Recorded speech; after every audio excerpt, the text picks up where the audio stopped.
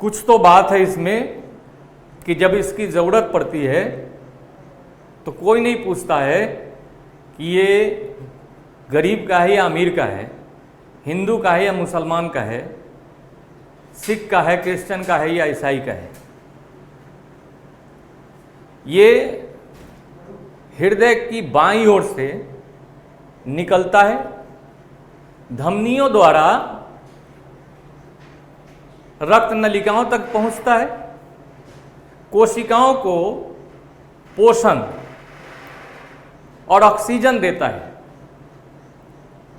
और वहां से कार्बन डाइऑक्साइड और अन्य कचरों को लेकर शिराओं के द्वारा पुनः हृदय में दाईं ओर गिर जाता है।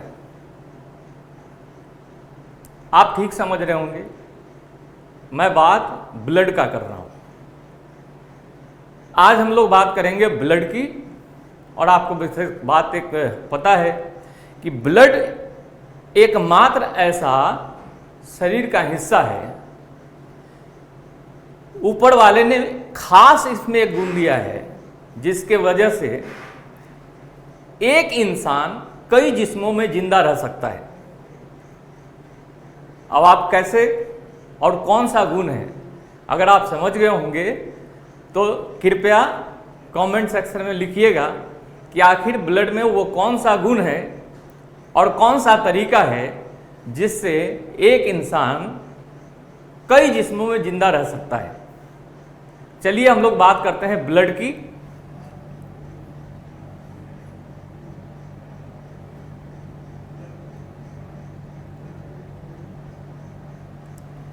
तो सबसे पहले बात करते हैं ब्लड के बारे में पढ़ने को कहते हैं, स्टडी को कहते हैं हीमेटोलॉजी। हीम का मतलब होता है ब्लड और लॉजी का सिंगुलर होता है लोगोस, जिसका मतलब होता है टू स्टडी। तो हीमेटोलॉजी का मतलब स्टडी ऑफ ब्लड, और ब्लड बनने के प्रोसेस को कहते हैं हीमोपायसिस। देखिए, पायसिस शब्द या जेनेसिस शब्द बायोलॉजी में कहीं लगा रहे, इसका मतलब समझना है बनना है, फॉर्मेशन है, निर्माण है। और काइनेसिस या लाइसिस शब्द जहां रहे तो समझना है टूटने का प्रोसेस है, ब्रेकडाउन। तो ब्लड के बारे में पढ़ने को कहते हैं हीमेटोलॉजी और ब्लड बनने को कहते हैं हीमोपायसिस। ब्लड की मात्रा की जब बात करते हैं तो ये ब्लड का अमाउंट होता है हमारे शरीर में 5 to 6 लीटर, एवरेज 5.5 लीटर जो एनसीईआरटी ने दिया है। यूं कहे नॉर्मल अगर किसी का सामान्य बॉडी वेट है तो बॉडी वेट का 7 से 8% ब्लड है। ब्लड के कलर की बात करें तो ये कलर हम जानते हैं रेड होता है, और रेड कलर होता है हीमोग्लोबिन के कारण। ये हीमोग्लोबिन जो आरबीसी के अंदर रहता है, रेस्पिरेटरी पिगमेंट। ब्लड के टेस्ट की बात करें तो ये सॉल्टी है क्योंकि ब्लड में नमक है, सोडियम क्लोराइड है। ब्लड का केमिकल नेचर स्लाइटली अल्कलाइन होता है, और ये अल्कलाइन होता है, देखिए इसका पीएच होता है 7.3 से 7.4। जब ब्लड में CO2 बढ़ता है तो हाइड्रोजन आयन भी बढ़ता है। ये कैसे बढ़ता है, ये कौन सा रिएक्शन है, ये हम लोग breathing and exchange of gases में पढ़ते हैं और पढ़ेंगे आगे। ये टिश्यू में होता है कि CO2 बढ़ता है ब्लड में, हाइड्रोजन आयन भी बढ़ता है, और बढ़ने से ब्लड का पीएच घटता है, लेकिन पीएच 7.3 से नीचे ना हो, जिसके वजह से ही डीऑक्सीजनेशन होता है। ऑक्सीजन हीमोग्लोबिन से अलग होता है और वही इस चीज को बैलेंस करता है। तो डीऑक्सीजनेटेड ब्लड जिसमें CO2 ज्यादा है उसका पीएच 7.3 है, और जब लंग्स में ब्लड से CO2 बाहर निकलता है तो हाइड्रोजन आयन भी घटता है और ब्लड का पीएच 7.4 हो जाता है। लेकिन 7.4 से ऊपर ना हो, इसी को बैलेंस रखने के लिए, या यूं कहे कि ऑक्सीजन हीमोग्लोबिन के जुड़ने से ही ये बैलेंस रहता है, इससे ऊपर नहीं जाता। तो ये सब बातें breathing and exchange of gases में पढ़ेंगे। ब्लड की विस्कोसिटी जहां तक है, ये पानी से 5 गुना ज्यादा गाढ़ा है। तो आइए अब ब्लड के हम लोग कंपोजिशन के बारे में जाने, इसमें क्या क्या रहता है। तो बेटा ब्लड एक टिश्यू है, और टिश्यू कोई भी हो, हम जानते हैं ग्रुप ऑफ सेल टिश्यू होता है, लेकिन ध्यान रखिएगा सिर्फ ग्रुप ऑफ सेल हो जाना टिश्यू नहीं है। स्पॉन्जेज में तो उसका बॉडी ग्रुप ऑफ सेल से ही बना है, लेकिन अगर ये सेल ग्रुप ऑफ सेल है और ये सेल सब आपस में कोऑर्डिनेट करके काम ना करे तो ये टिश्यू नहीं होगा। यानी सेल्स का ग्रुप हो और वो सेल्स मिलकर काम करें, उनके आपस में कोऑर्डिनेशन हो, इसलिए हम कहते हैं group of cells similar, that may be similar और dissimilar in structure and development but similar in origin, एक ही जर्म लेयर से ओरिजिनेट होना चाहिए, एंड परफॉर्मिंग सिमिलर फंक्शन, मतलब सब मिलकर काम करे, एक पर्टिकुलर काम जो भी है टिश्यू का वो सब मिलकर करे। यानी function perform by a tissue is sum of the function perform by their total cell. एक टिश्यू जो काम करता है ये वही काम है जो उसके सारे सेल्स मिलकर करते हैं। तो अब ये देखिए टिश्यू है, टिश्यू में सेल्स है और सेल्स के बीच बीच में फ्लूइड होता है, इसे कहते हैं मैट्रिक्स। ये सेल्स है तो ये मैट्रिक्स है जो सेल्स के बीच बीच के गैप में रहता है।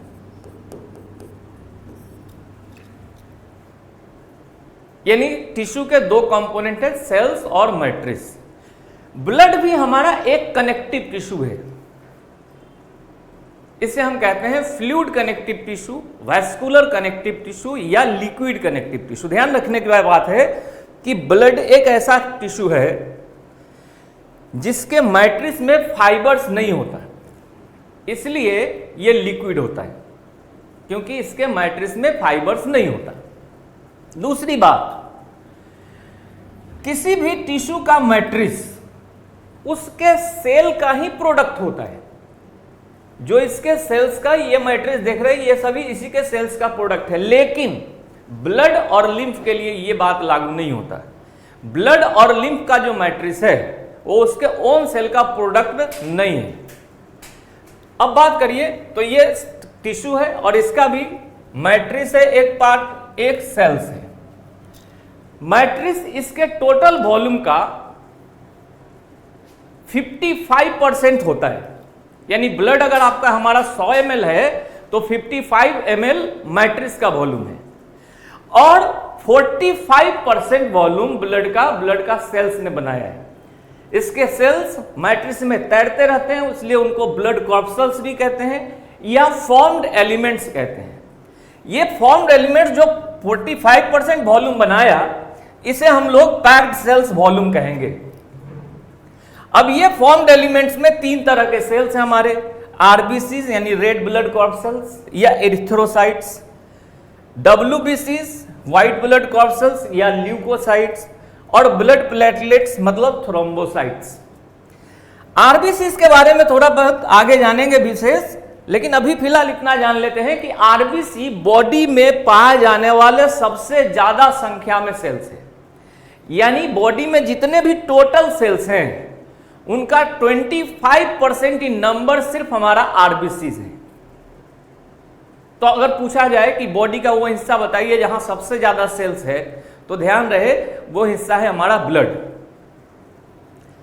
तो अब हमें देखना है कि ये जो आरबीसी का वॉल्यूम है ब्लड का, उसे कहते हैं हिमेटोक्रिट वॉल्यूम। और ये हिमेटोक्रिट वॉल्यूम टोटल पीसीबी का, इसने जितना वॉल्यूम बनाया उसका 99% होता है। तो हम कह सकते हैं कि एचवी जो है वो लगभग बराबर है पीसीबी के, यानी हिमेटोक्रिट वॉल्यूम लगभग बराबर है पैक्ड सेल्स वॉल्यूम के। तो अब हमें समझना है कि ये जो ब्लड प्लाज्मा है इसमें क्या क्या रहता है।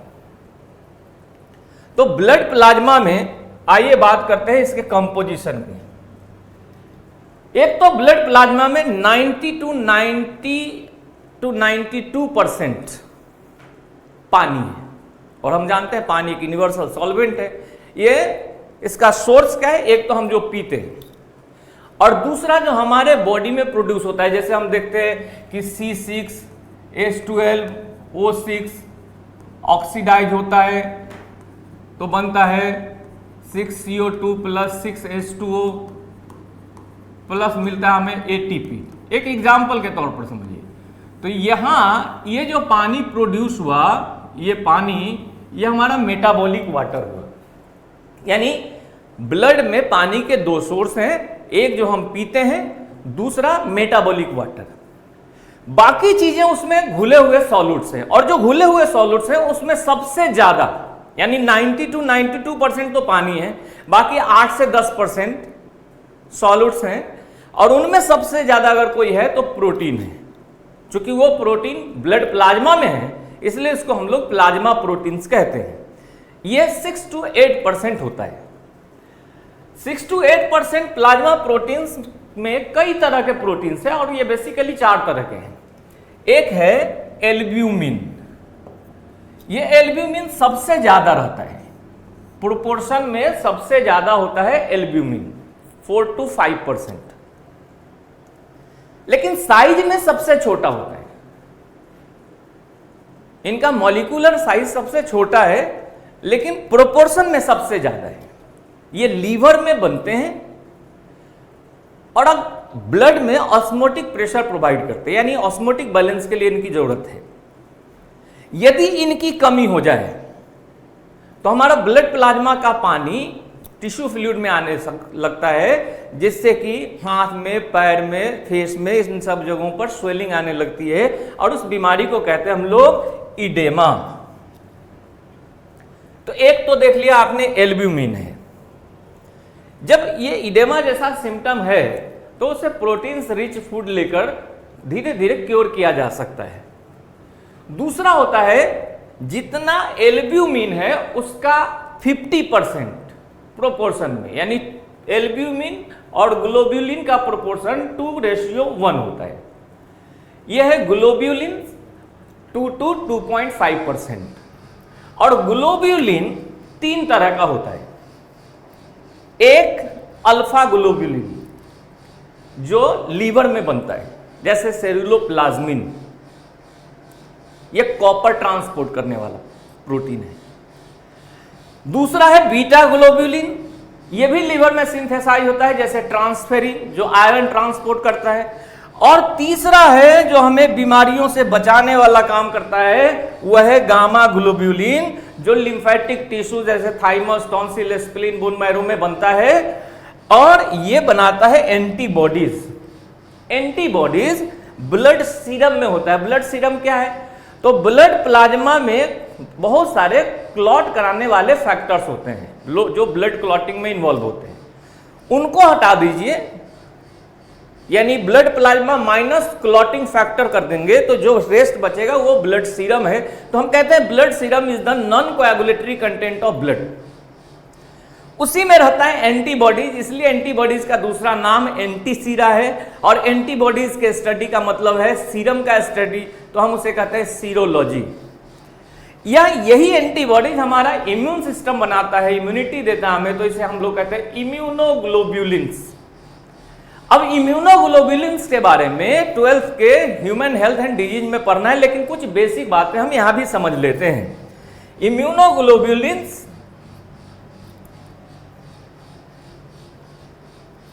1, 2, 3, 4, 5 ग्रुप के हैं। सबसे ज्यादा मात्रा में जो इम्यूनोग्लोब्यूलिन होता है हमारे अंदर, उसे बोलते हैं IgG। इसकी मात्रा सबसे ज्यादा है, लेकिन इसका मॉलिक्यूलर मास, इसका साइज सबसे कम है, यानी ये सबसे स्मॉलेस्ट और सबसे लाइटेस्ट है। यही वजह है कि इस ग्रुप का एंटीबॉडीज मात्र प्लेसेंटा को क्रॉस करके मां के ब्लड से फीटस के ब्लड में आता है।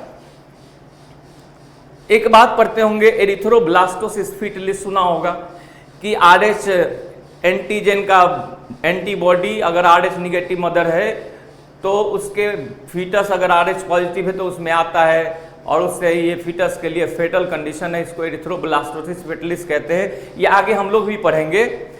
जबकि अगर माँ का ब्लड ग्रुप में एंटीबॉडी ए है और बच्चे के ब्लड में एंटीजन ए है, तो ये वाला एंटीबॉडी माँ के ब्लड से बच्चे के ब्लड में नहीं आ पाता, क्योंकि जो RH एंटीजन के अगेंस्ट एंटीबॉडी बनता है वो इसी ग्रुप का होता है। They can cross the placenta and come in foetus from mother. दूसरा है IgA, A for alpha, G for gamma immunoglobulin, A for alpha immunoglobulin. ये बच्चों में ज्यादा होता है 10%, बाद में 5%। ये मां के दूध से बच्चे को मिलता है, ये मां के दूध से बच्चे को मिलता है, यानी मां का दूध बच्चे के लिए सबसे बड़ा अमृत है। तो ये बच्चे के जन्म के शुरू में जो दूध होता है मां को, उसे कोलेस्ट्रम कहते हैं, और कोलेस्ट्रम में इसकी मात्रा सर्वाधिक होती है, इसलिए वो दूध तो बहुत सबसे बड़ा अमृत है। अब अगर ऐसा बच्चा अगर मां का दूध नहीं पिया है तो वो उस बचपन से उसकी इम्यूनिटी कमजोर रहती है। तीसरा है IgM। अभी जो मैंने बोल रहा था A और B एंटीबॉडी, वो इसी ग्रुप का एंटीबॉडी है, इसलिए ये सबसे हैवीएस्ट है। They can't cross the placenta. इसका मॉलिक्यूलर मास देख लिए 9,60,000 है, जबकि इसका 1,70,000। IgG का मात्र 1,46,000। ये हैवीएस्ट एंटीबॉडी IgM है, जिसको म्यू इम्यूनोग्लोबुलिन कहते हैं। ये इन्फेक्शन के अगेंस्ट बनता है हमारे बॉडी में। जब कभी ऑटो इम्यूनिटी हो जाता है, सुने होंगे कभी हमारा ही इम्यून सिस्टम हमारे ही बॉडी के सेल्स को डैमेज करता है, तो इसको कहते हैं ऑटो इम्यूनिटी। वैसे कंडीशन में IgM बढ़ जाता है। तीसरा है IgD, D for delta immunoglobulin. ये 1 से 3% होता है, और बी लिम्फोसाइट, जो बी लिम्फोसाइट हमारा WBC से उसके सरफेस पर रहता है, इसलिए इसको सरफेस इम्यूनोग्लोबुलिन भी कहते हैं। इसका मॉलिक्यूलर मास होता है 1,84,000। फिफ्थ है IgE, E for epsilon immunoglobulin. इसका मॉलिक्यूलर, ये बहुत कम होता है, देखिए 0.005%, और इसका मॉलिक्यूलर मास है 1,88,000। ये एलर्जी में बनता है, इसलिए जब कभी एलर्जी होगा तो इसका प्रोपोर्शन बढ़ा हुआ मिलेगा, और इन सब का टेस्ट करना कहलाता है सेरोलॉजी। थर्ड जो प्लाज्मा प्रोटीन है, एक तो एल्ब्यूमिन हो गया, एक ग्लोब्यूलिन हो गया, थर्ड हो गया प्रोथ्रोम्बिन, ये मात्र 0.3% है, और फाइब्रिनोजेन ये भी 0.3% है। ये दोनों प्लाज्मा प्रोटीन साइज में सबसे बड़े होते हैं, लीवर में बनते हैं, और ब्लड के थक्का बनने में, जिस समय ब्लड कहीं इंजरी हो जाती है तो ब्लड का थक्का बनना इसलिए जरूरी होता है कि इंजर्ड साइड से ज्यादा ब्लड लॉस ना हो, तो उसमें ये बहुत हेल्पफुल है। तो ये थी बात पहली कंपोनेंट ब्लड प्लाज्मा की, यानी सॉल्यूट की, वो है प्लाज्मा प्रोटीन्स। आइए आगे की बात करें। दूसरी चीज कौन है? दूसरी है मिनरल्स। ये मिनरल्स जैसे sodium ion, potassium ion, calcium ion, magnesium ion, या बाइकार्बोनेट, फॉस्फेट, सल्फेट, क्लोराइड का फॉर्म्स, ये सारे इलेक्ट्रोलाइट्स हैं। नेक्स्ट है ग्लूकोज। ग्लूकोज फ्रीली ब्लड में मिलता है, तो इसे हम लोग ब्लड शुगर कहते हैं। अब ग्लूकोज का जो नॉर्मल लेवल है, जब हम खाना नहीं खाते तो नॉर्मल लेवल होना चाहिए 80 mg/dl ब्लड, और खाने के बाद ये 120 mg/dl ब्लड होना चाहिए। अगर इससे ग्लूकोज बढ़ा हुआ रहता है, यानी इससे ग्लूकोज का लेवल बढ़ा हुआ रहता है, बढ़ जाने को कहते हैं हाइपरग्लाइसीमिया, और हाइपरग्लाइसीमिया अगर कंट्रोल नहीं होता, बना हुआ रहता है, तो उसी से चीनी की बीमारी कहलाती है डायबिटीज मेलाइटस। ध्यान रहे, एक और डायबिटीज होती है, वो है डायबिटीज इंसिपिडस। वो एंटी डायरेटिक हार्मोन के कमी से होती है, और उस ऐसे पेशेंट में यूरिन की मात्रा जहां 1 से 1.5 लीटर दिन में बनना चाहिए, वो 4 से 6 लीटर बनने के कारण उसमें डिहाइड्रेशन की समस्या हो जाती है, तो वह है डायबिटीज इंसिपिडस। शुगर का बढ़ जाना, ये डायबिटीज मेलाइटस है। और अगर ये घट रहा, जैसा कि अगर हम लोग देर हो जाता है खाने में और घट जाता है, तो उसको कहते हैं हाइपोग्लाइसीमिया। और हाइपोग्लाइसीमिया में हमने लिखा मेंटल डिसऑर्डरनेस, तो ये मत समझिए खाली पागल, गुस्सा आना, चिड़चिड़ापन, ये भी एक डिसऑर्डरनेस ही है, ऐसा होता है। तो ये ग्लूकोज की बात होगी। चौथी चीजें हैं रेस्पिरेटरी गैसेस, जैसे ऑक्सीजन और कार्बन डाइऑक्साइड।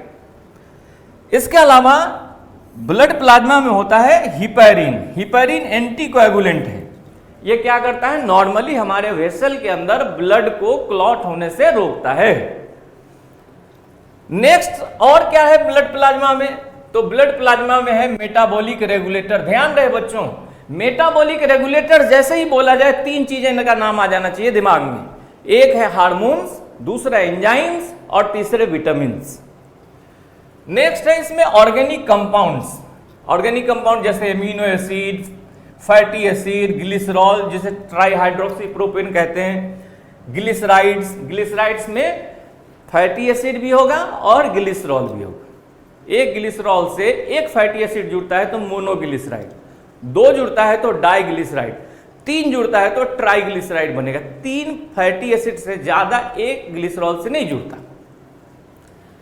इसके अलावा है एक्सक्रीटरी प्रोडक्ट जैसे यूरिया, यूरिक एसिड, अमोनिया। अगर इन सब का हिप्यूरिक एसिड, क्रिएटिन, क्रिएटिनिन, ये सारे अगर इसका लेवल इंक्रीज करता है,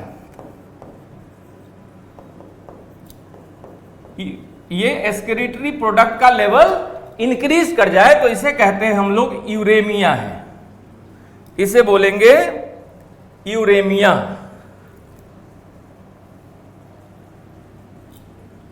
यूरेमिया। नेक्स्ट है इसमें पिगमेंट्स। पिगमेंट्स जैसे बिलिरुबिन जो येलो कलर का होता है, बिलवर्डिन जिसका कलर ग्रेनिश होता है। और ये दोनों पिगमेंट आरबीसी जो हमारा टूटता है उसके वजह से जो हीमोग्लोबिन के डेरिवेटिव बन जाते हैं। ये हमारे लिए एक्सक्रीटरी प्रोडक्ट ये भी हैं जिनको लीवर ब्लड से निकालता है, बाइल जूस के थ्रू इंटेस्टीन में भेजता है और यह फेकल मैटर के साथ बाहर हो जाता है। इसलिए हमने लिखा कि ये बनते हैं आरबीसी के ब्रेकडाउन से और लीवर के थ्रू एक्सक्रीट करते हैं। ये ध्यान रखिए, लीवर क्या एक्सक्रीट करता है, जवाब है बिलिरुबिन और बिलिवर्डिन। ब्लड में और क्या है ब्लड प्लाज्मा में, तो ब्लड प्लाज्मा में है कोलेस्टेरॉल। ये कोलेस्ट्रॉल लिपिड्स का डेरिवेटिव है और इसका नॉर्मल लेवल होना चाहिए 50 से 180 यानी 50 to 180 mg पर DL ब्लड। अगर ये इंक्रीज करता है तो ये हाइपरटेंशन करता है, जैसे एथेरोस्क्लेरोसिस जिसमें ये आर्टरी के अंदर के वाल पर जमा हो जाता है। ये भी हो सकता है कैल्शियम के भी जमा होने से होता है, फाइबर्स बन जाने से भी होता है, ग्लिसराइड के जमा होने से भी होता है, उसमें इसके जमा होने से भी होता है। उससे ल्यूमेन का डायमीटर कम हो जाता है जिससे हाइपरटेंशन हो जाता है, हाई ब्लड प्रेशर हो जाता है, हार्ट का प्रॉब्लम हो जाता है। लेकिन ये जरूरी है, ये जरूरी है विटामिन डी के बनने के लिए। स्टेरॉइड हार्मोन्स जैसे सेक्स हार्मोन, एंड्रोजन, एस्ट्रोजन, ये प्रोजेस्टेरॉन, टेस्टोस्टेरॉन, ये या एल्डोस्टेरॉन या कॉर्टिसोल, इन सब स्टेरॉइड नेचर के जो हार्मोन्स है उसके बनने के लिए जरूरी है। और ये कई तरह के लिपोप्रोटीन्स बनाते हैं। इनका टेस्ट करते हैं हम लोग लिपिड प्रोफाइल टेस्ट में। लिपोप्रोटीन 3 कैटेगरी का होता है। एक है HDL यानी हाई डेंसिटी लिपोप्रोटीन, इसको हम लोग बोलते हैं गुड फैट है, गुड कोलेस्ट्रॉल है, क्योंकि ये हमारे को हार्ट की बीमारी से बचाता है। लेकिन ये जो LDL है लो डेंसिटी लिपोप्रोटीन और ये very low density lipoprotein VLDL, ये हमारे को हार्ट का बीमारी कराता है, इसलिए इसे हम लोग बैड फैट कहते हैं। तो ये बात ये है ब्लड प्लाज्मा में। अब आगे हमें समझना है ब्लड के फॉर्म्ड एलिमेंट्स, जिसमें हम बात करेंगे आरबीसीज, WBCs और प्लेटलेट की। हम फिर इसमें विस्तार से बात करेंगे ब्लड ग्रुप और ब्लड ग्रुप इनहेरिटेंस की। तो आज हम यहीं रहने देते हैं। आपको अगर ये बात समझ में आई होगी तो आप क्या करेंगे, बलूनी डिजिटल को सब्सक्राइब करेंगे। हेलो बच्चों, मेरा नाम है अनिल पटेल और आप हैं बलूनी डिजिटल पर।